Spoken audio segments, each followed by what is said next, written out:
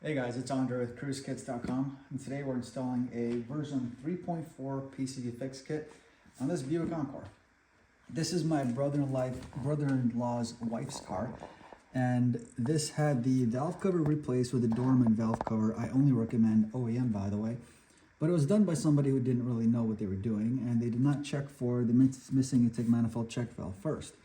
And as you can probably tell, there's oil leaks here. The camshaft position actuator solenoid valve seals are leaking. And if I check underneath the car, I'll bet you the oil pan is leaking as well. But let's talk about how we're going to fix this. So we're going to be installing this kit right here. Again, this is the version 3.4 PCV Fix Kit that comes at CruzeKits.com. And this also includes the install tools, which are optional. And the neat thing about the install tools is you get this custom brush that's a pipe brush, and I'll show you how this thing is used. All right, I have not touched this car prior to checking if the missing intake manifold check valve is an issue yet, but I did confirm that. So you're going to see me install this kit exactly the same way you would on a similar engine. And of course, this will apply to the Chevy Trax, the Chevy Sonic, the Buick Encore, and the Chevy Cruze, or any other car with the LUV, LUJ 1.4 liter turbo that looks just like this. All right, so the first thing we need to do is we need to take this intake hose off so we can get access to the turbo inlet.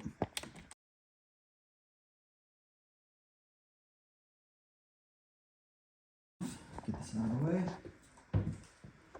All right, and what this will do is it'll give us access to the turbo inlet right here. You're going to need to get this terminal off right over here. We're going to need to take this whole hose off.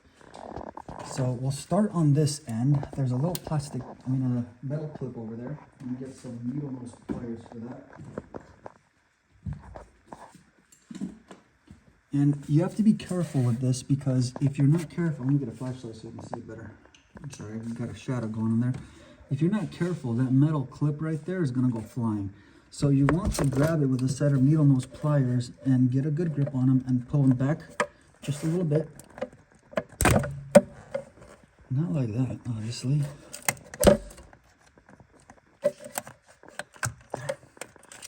Get them off and put this away somewhere safely. Now the next thing is, this PCV pipe has a little plastic retaining ring inside. When you take this off, be careful not to lose that. If you lose that, you can order another pair that replace the one on CruzeKits.com, but it'll cost you another $7 and probably a week worth of waiting for the package. So take this off.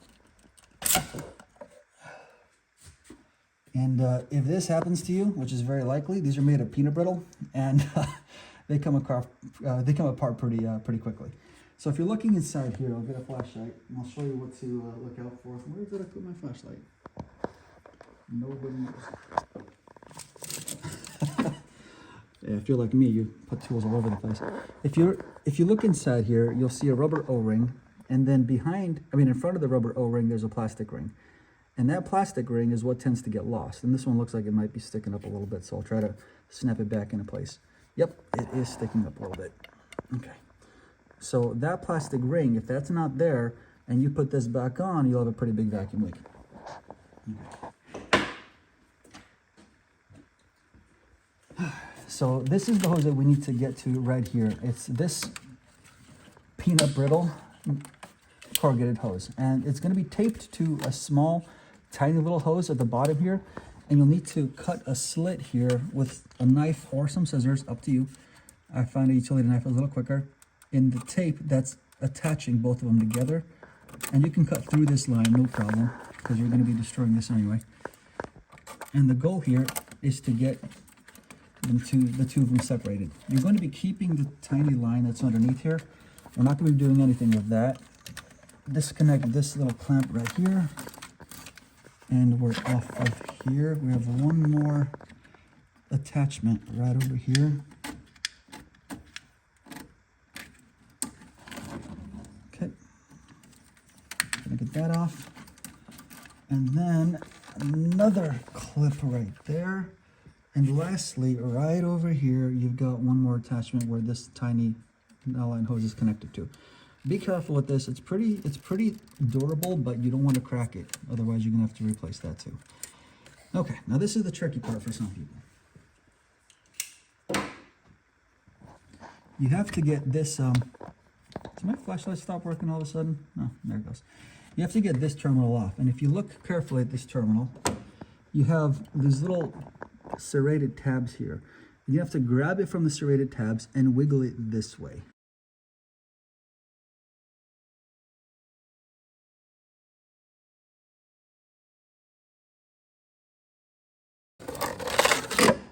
Okay, so this has to come off.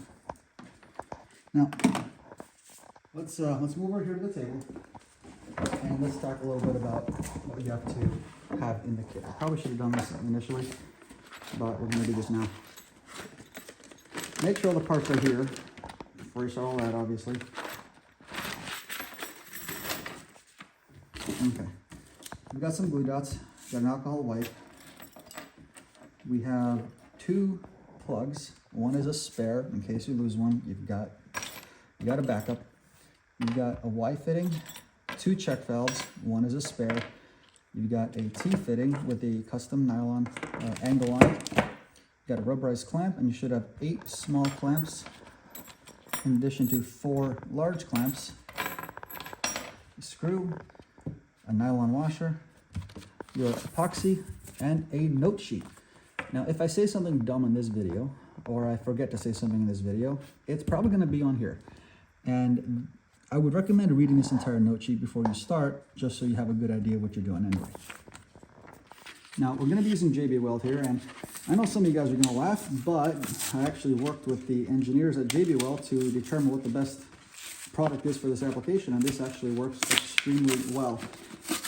I do not recommend replacing this because this has the best chemical compatibility, the best heat tolerance, and the best nylon bonding strength of any product available out there. So I do recommend you use that. Now, in order to start using the JB Weld, take the cap off, and the back of the cap has a little pin. Push it down into the tube, and you'll have it open that way. Do the same thing with the other side. And to use JB Weld, you basically mix up equal parts of the 2 tubes. And you don't need much here. You don't need much at all. Just a little bit on each side. And I'm going to cap these off. I think we missed a little bit of the black there. So about equal parts. And you're not going to be 100% accurate every time. And you mix it up. I usually just grab a spare zip tie and just kind of mix this up here. And you're looking for a bit of a gray consistency here.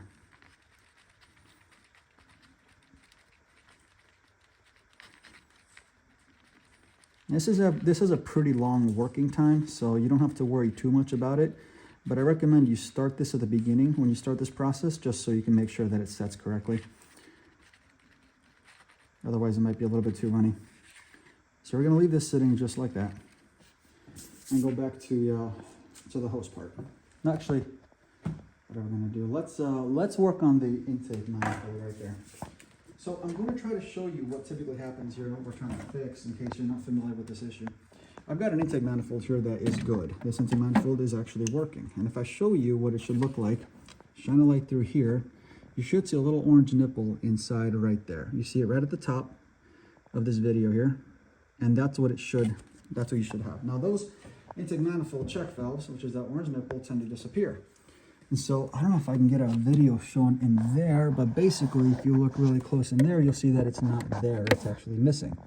Otherwise you see a little orange nipple. And instead what you've got is a bunch of little holes with a larger hole in the center. Now what that does is it produces excess crankcase pressure and increases oil consumption and external oil leaks. I actually tested this one with a crankcase pressure tester. Typically, you'll have about 1 psi of crankcase pressure at maximum boost. This one has about 4.5, almost 5 psi. So you're building a lot of crankcase pressure and pushing the oil through the turbo seals and external leaks. Anyways, let's get started.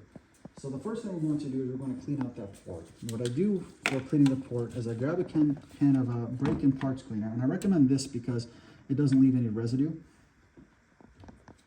And you grab the optional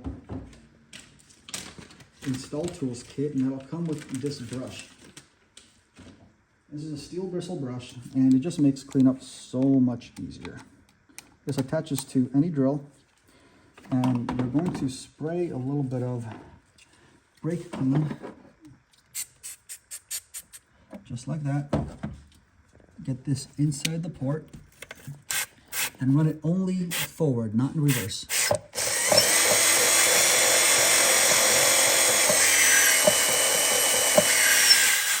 That's all we need there. I'll spray a little bit of brake clean down toward that section. That's the firewall section. You don't need much. And to speed this process up a little bit, you could either wait for that brake clean to dry, or you can grab a Q-tip, and on that wall, you're going to be just wiping that down just so that port is dry. And if you get Q-tips that are really dirty over and over again, you can spray a little bit more brake clean down there to make sure that it's clean. And your goal is not to clean the entire port. Your goal is only to clean that part of the port, which is facing the firewall.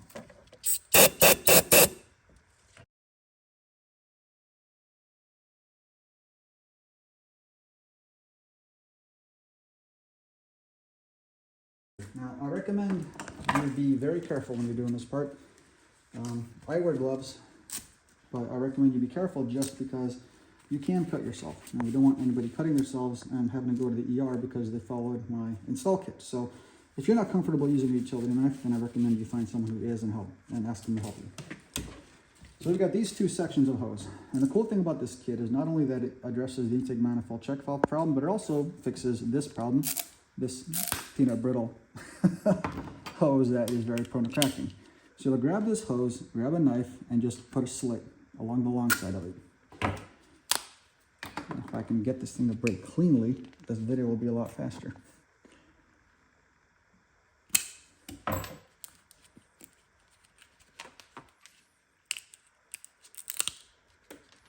You may need to grab a pair of pliers to get it completely off. There we go. That one's done.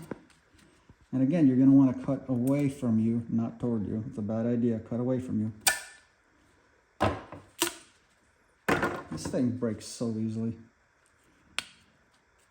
I think peanut brittle might actually be stronger.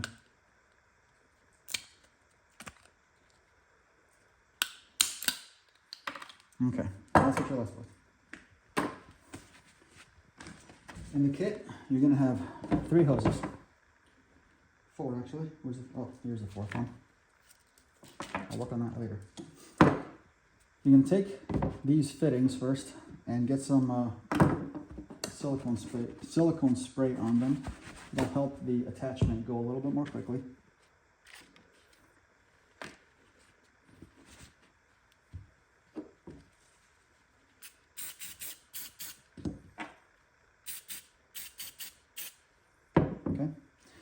Take a large hose first and get the big terminal onto it.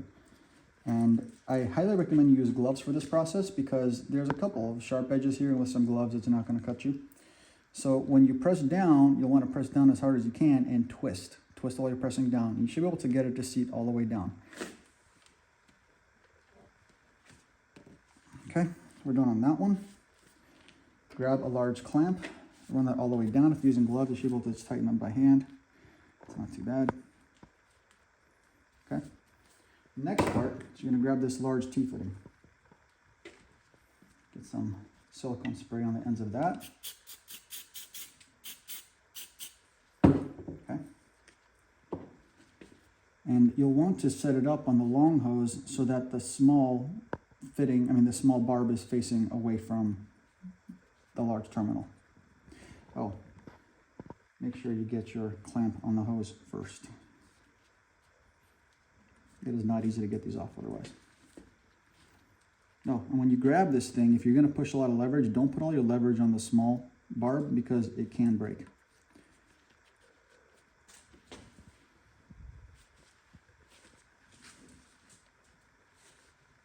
Okay.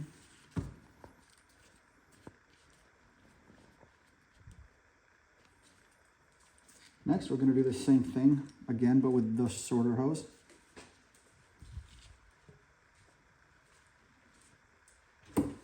Okay. Get both clamps on there. This one's a little bit tighter.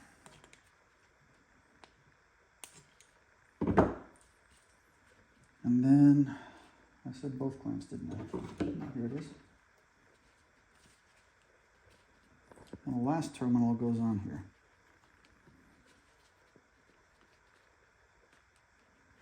Okay. And when this part is done, it should look like this. The next thing we need to do is we need to install the check valve. In order to install the check valve, what you want is you want to cut 2 inches, not with this. Where's my cutter? My cutter's in my office, so I'm going to use this. Let me use my shears for this, it'll be a little easier. You want to cut 2 inches off of this line. And the reason why you want 2 inches is because you need enough space for the barb here on the check valve in addition to the barb on that fitting. So the two of them combined equal about 2 inches. So if you are not 100% sure or you don't have a tape measure handy, just put the hose up next to it so that you can kind of tell where it's going to end up. Like so. Actually, this will go this way. And you're going to be cutting right about here. Give or take an 1/8 of an inch, not going to make a difference.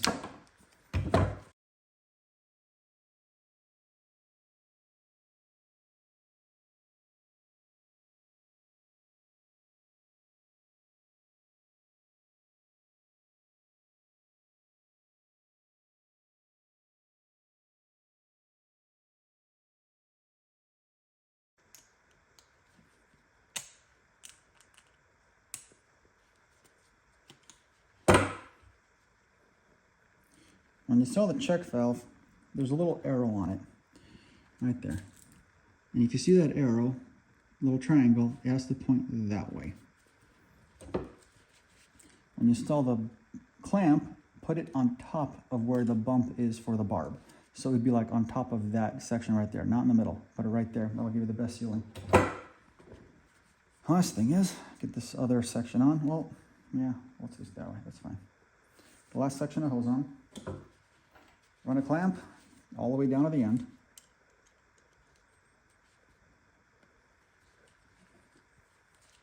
And again, you're going to put on the bump where the barb is. Okay. Now we're going to move back onto the car. The next thing we need to do is we need to get the evap purge valve line off. In order to get the evap purge valve line, we have to disconnect this and we have to disconnect that right there, in addition to getting the terminal off over here.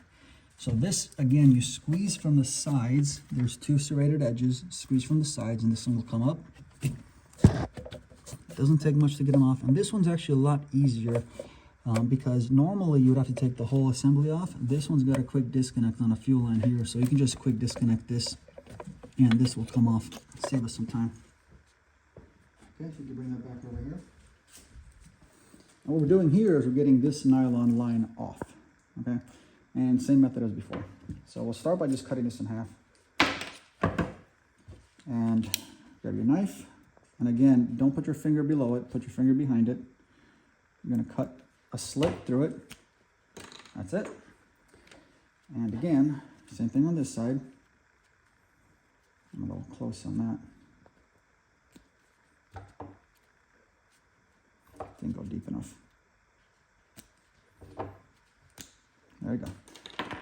And the next thing is, grab this small hose right here, okay? And you're going to basically cut this in half. About half is just right. Okay. Put one end on the small terminal. Put the other end on the other side. Should have some more clamps here. So run the clamps on top of the barbs.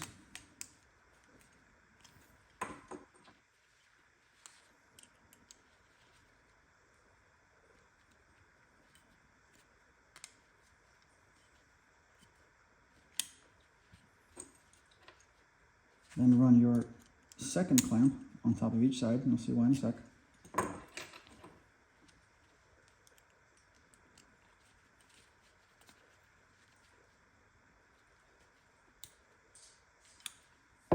You've got this Y fitting.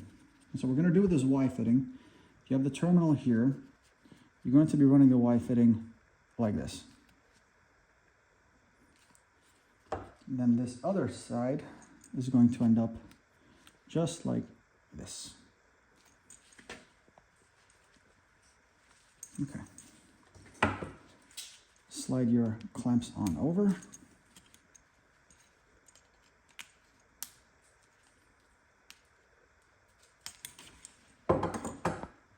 Grab your last clamp, you should have one left. Get this on the other long hose that was right here. And then install it on the last barb.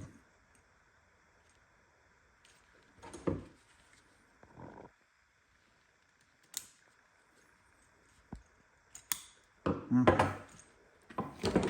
Now we're ready to install the plug. All right, this is the part that some people have had issues with in the past, and this is why I include 2 plugs, but it's important to follow the instructions here. And I mentioned this in the install notes as well. These plugs sometimes have a residue on them. And the screwdriver, even the one included in my kit, also sometimes has residue on it. I've had people complain that these glue dots are too strong. I've had people complain that the plug fell off the glue dots. So both people can't be right. So to avoid any problems, I include an alcohol wipe. This is a cotton alcohol wipe. Grab this, and being careful at any point in this process not to touch the head of the plug. Make sure to clean that plug. And I will clean both of them just in case. And then clean the tip of the screwdriver.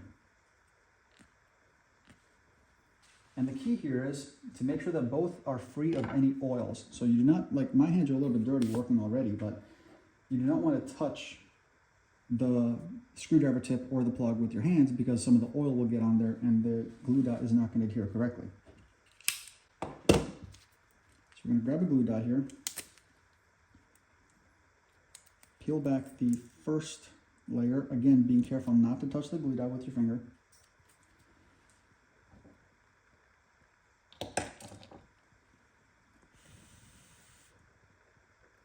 Make sure these are dry. Okay. I'm going to attach, this is already pretty tacky, just the first touch. And attach this and press it down all the way around, and then begin to peel it back.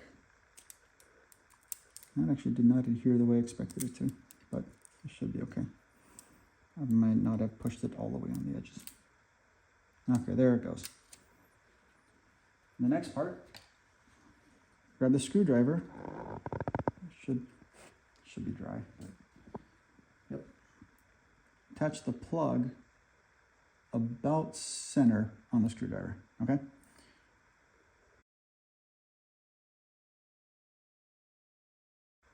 Now here's what we're gonna do. We're gonna do a dry fitting. And I'll show you how I do this. It might be easier. Do I have a marker on me? Because if I do, I'll use a pencil.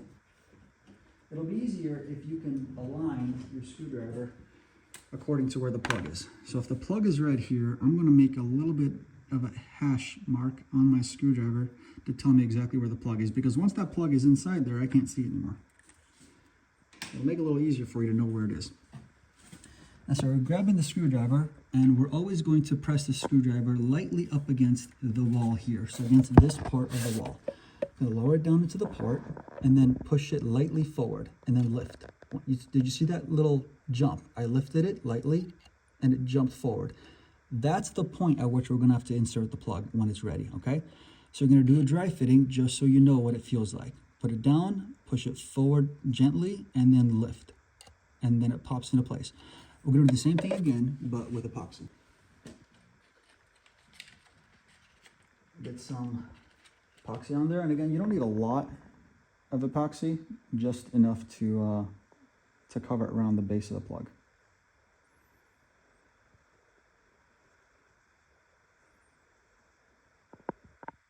Okay, that looks pretty decent. All right, so as before the test fitting, we're going to gently ride down the bottom, and then go forward a bit, and raise it up till you feel it snap into place and push it forward.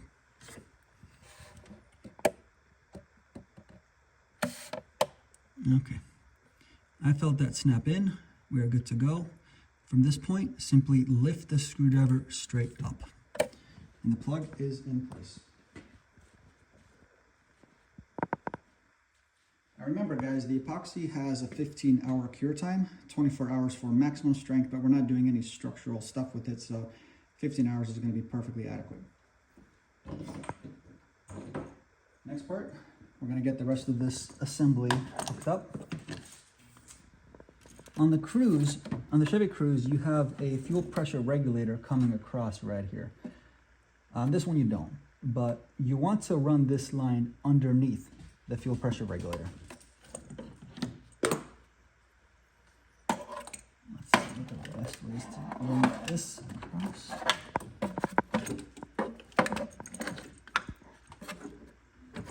I apologize for my awkwardness. I've only installed this on a Cruze, and the routing is a little bit different on all the parts here. There we go.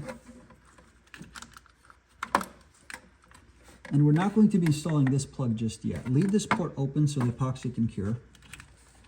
Simply place this inside the holders to the left and right of the valve cover and install the terminal at the bottom. One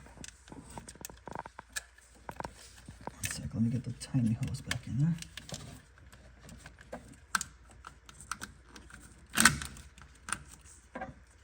Everything's brittle on this car.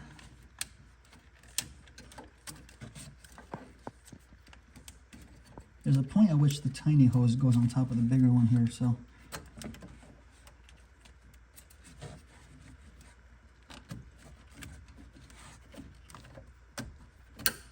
Okay, that's snapped into place. Snap the small line back into place. Make sure this is sitting inside the holders I was mentioning. This may not close, but that doesn't matter that much. Make sure this is lined up, but again, leave it off until after the 15 hours so the epoxy cures quickly.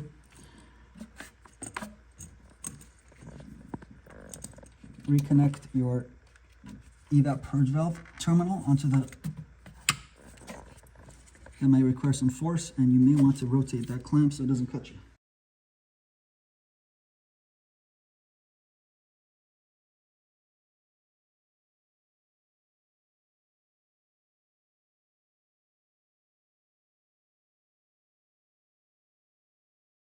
And the last thing on the kit is the rubberized clamp, screw, and a washer. For that you'll need a Phillips screwdriver.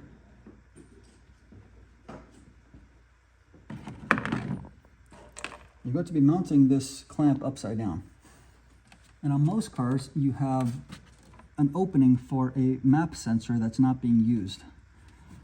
And so we're going to be installing the hose with the clamp upside down right in that location. I'll show you what it looks like once it's done.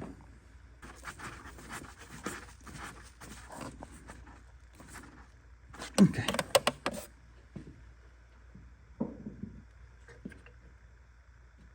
And once you're done, that's what you should be looking like. Now, one thing you want to do before you put the whole thing back together is pay attention to where your hoses and your hose barbs are pointing. So right here you've got a hose barb that's connected, that's touching this, looks like radiator hose, and you don't want to poke a hole in your radiator hose. And so grab this clamp and rotate it inward. There's nothing it can touch on the inside, so you don't have to worry about that.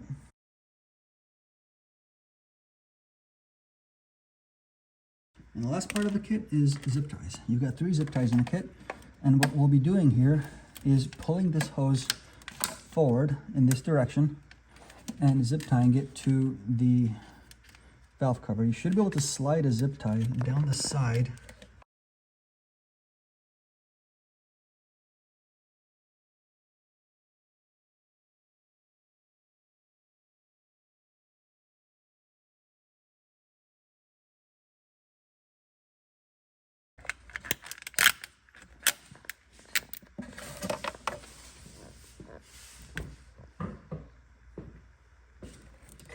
cut the ends off.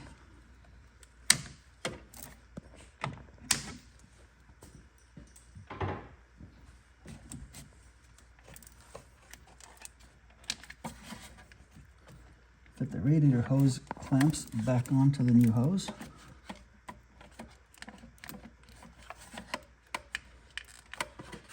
And make sure we are good here. So what you're looking for is you want to make sure that check valve is at a downward angle. The check valve has to be at a downward angle. So you don't want it on top of the hose, you want it below the hose.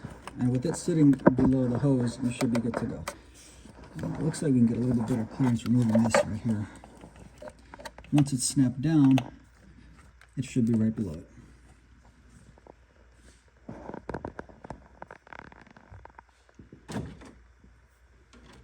And that concludes the install. So after this video is done, we're going to be putting the intake pipe back on.